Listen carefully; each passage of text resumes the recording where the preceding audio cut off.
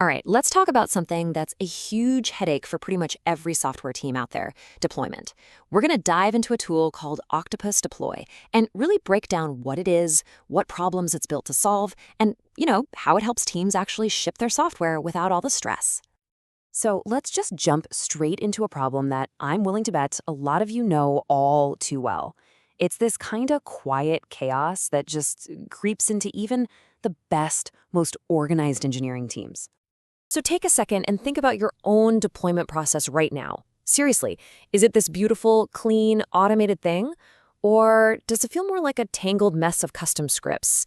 You know the ones I'm talking about, the scripts that have just grown over the years and maybe only one or two people on the team really understand them. And more importantly, they're the only ones who can fix them when they inevitably break. And this is how it always starts, right? It's the classic story. When you're small, one simple script is totally fine. It gets the job done. But then your app gets more complex. You add more features, more services, more environments, and that simple script just balloons. Before you know it, it's this fragile 1,000-line beast that makes everyone super anxious every single time you have to do a release. The source material we looked at has this perfect name for this situation. They call it a DIY shadow CD. I love that. It's that homegrown, brittle system, all held together with custom scripts and glue code, that's trying to do the job of a real continuous delivery pipeline. And the worst part? It ends up eating a massive amount of your engineering time just to keep it from falling apart. So, you gotta ask, how do we end up here? Well, a lot of the time, it comes down to a misunderstanding of where one tool's job ends and another one should begin. Let's really clear up this distinction because it's super important. Okay, so look, continuous integration, or CI, is pretty much a solved problem, right? We've got all these amazing tools: GitHub Actions, Jenkins, Azure DevOps, you name it. They are fantastic at what they do. They watch your code, they build it, they run your tests, and they give developers that super fast feedback they need to be productive. They're awesome at their job. But here's the catch. When it comes to the next step, continuous delivery, or CD, most of these CI tools just give you, well, a hook, a blank space. They basically say, okay, great, now put your deployment script here.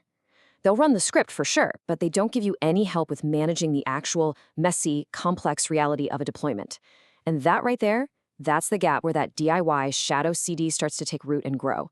So here's the key takeaway. Think of it like this. A CI system's job is to build the package, to create a clean, tested, deployable artifact. That's its main goal. A dedicated CD platform's job is to take that package and be the expert conductor for its entire journey to production. We're talking about orchestrating promotions, managing configuration, handling approvals, all that complicated real-world stuff. And that brings us to the solution. Instead of trying to build your own fragile bridge across that gap, you can use a specialized, best-of-breed tool that was literally built from the ground up to solve this exact problem. And that tool, of course, is Octopus Deploy. The best way to think about it is like a relay race. Your CI server runs the first leg, it builds the package, and then it passes the baton to Octopus. From that moment on, Octopus takes over and orchestrates the entire rest of the race, all the way to production, and even for tasks that happen after deployment. And when I say orchestrate, I mean a lot more than just running a script. We're talking about managing the whole show. Things like release versioning, safely promoting a release from dev to test to prod, handling all those tricky configuration changes between environments, managing approvals from different teams, and even doing advanced deployment patterns like canary or blue/green. This is the stuff that gets really hard really fast. Okay, so you might be thinking, that sounds super complex. How does Octopus actually make this manageable? Well, it all comes down to a few really simple but really powerful core ideas that it uses to model your entire deployment world. First up, you have projects. This is super simple. A project is the what. It's your application, your microservice, whatever it is you're deploying. It's basically the bucket that holds everything needed to deploy that one thing. Next, we have environments. This is the where. It's where you're deploying to. So you group all your servers, your cloud services, your Kubernetes clusters, whatever, into logical buckets like dev, test, and production. And finally, the third piece of the puzzle, releases. A release is a snapshot. It takes a specific version of your code, bundles it together with the exact configuration variables and the exact deployment process that was defined at that moment in time. And this is key. It's immutable. It can't be changed, which makes your deployments totally repeatable.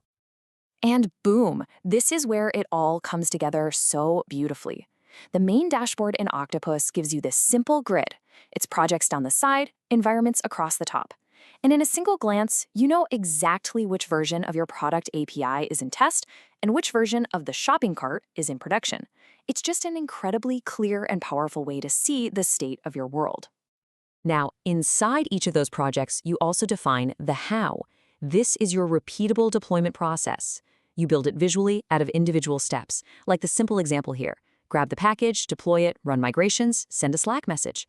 And because this process is versioned along with your code and variables, you could be 100% sure that if you need to redeploy an old release, it will use the old process. That's a huge deal for consistency. Okay, so that's the core model, and it's intentionally simple. But let's talk about how this foundation scales up to handle some really complex real-world stuff, because this is where it really starts to shine. And this is really just a taste of it. We're talking about things like tenanted deployments, which is a lifesaver if you're building a SaaS product for multiple customers, or runbook automation for all those routine and emergency operations tasks that aren't strictly deployments. You can even store your entire deployment process as code in Git. These are exactly the kinds of problems where a folder full of shell scripts completely falls on its face. So let's bring this all home. What does all this actually mean for your team? What's the bottom line, the real-world impact of using a dedicated platform like this? I think this quote from the source material just nails it. The whole point is to spend maybe a tenth of the time you would have spent building that DIY Shadow CD glue, so you can spend more time shipping new features. It's about getting your smart, expensive engineers out of the business of maintaining brittle scripts and back to the business of building things your customers actually care about. You know, at the end of the day, it really just comes down to one word: confidence. It's about turning deployments from this scary, unpredictable event into something that's just boring. And boring is good.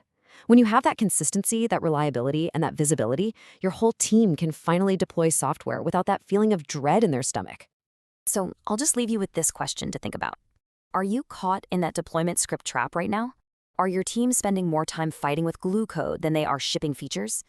If the answer is yes, well, it might be time to check out a platform that's actually designed to perfect that process for you.